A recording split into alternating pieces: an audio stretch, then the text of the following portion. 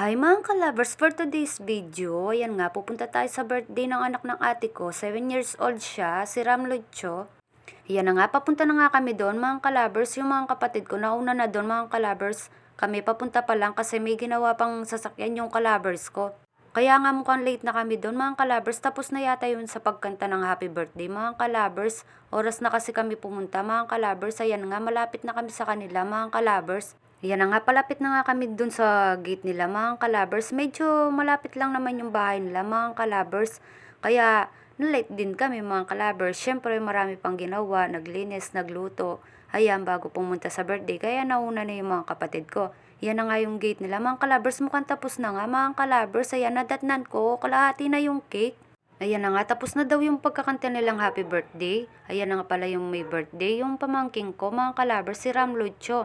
Ayan, may puto sila, mga kalabers. Tapos may pa-ice cream.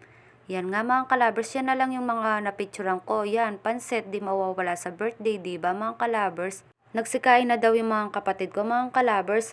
Yan din, may siyangay din sila, mga kalabers. Dito na lang kami kumain, mga kalabers, sa loob nila. Ayan pala yung baby lovers ko, o di ba? Siyangay is life. Ayan, pagkatapos niyang kumain, ayan, nagpapapak pa din siya ng siyangay, mga kalabers. Tapos, may ice cream sila. Ayan, nag-ice cream pa yung baby lovers ko, mga kalabers. Meron pa siyang lobo.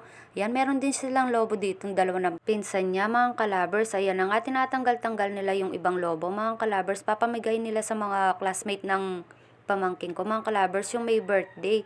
Yan, isa-isa nilang tinatanggal dito mga kalabers. Pahirapan pa silang magtanggal ng isa-isa sa lobo. Ayan, di pa pala patapos yung pasabit nilang hagisan mga kalabers. Ayan, sinabit na nga ng daddy niya mga kalabers. Nag-umpisa na sila sa mga kalabers, pabitin mga kalabers. Ayan na nga yung mga bata. Nag-umpisa na sila mga kalabers.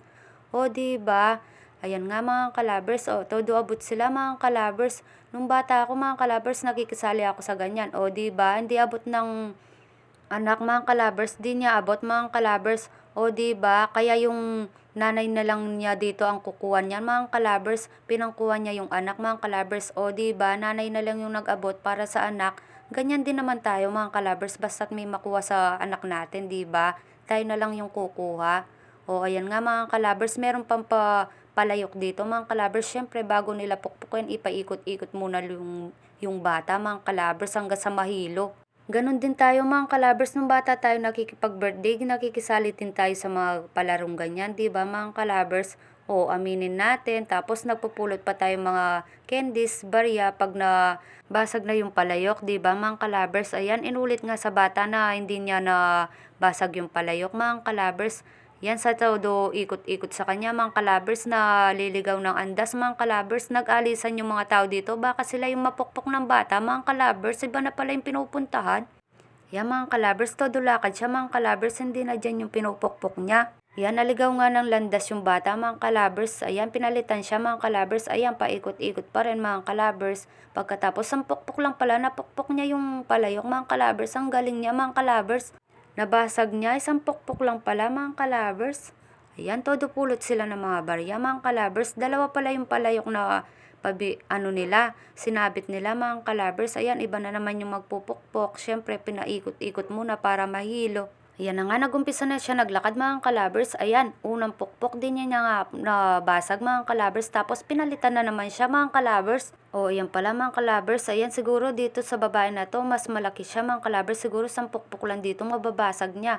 O, ayan, nagumpisa na siya mga kalabers. O, kinakapa niya pa. O, yun nga, sa pangalawang pukpok niya at nabasag yung palayok mga kalabers. Ayan pala yung mga classmate niya. O, salamat sa panonood mga kalabers. See you next vlog. God bless.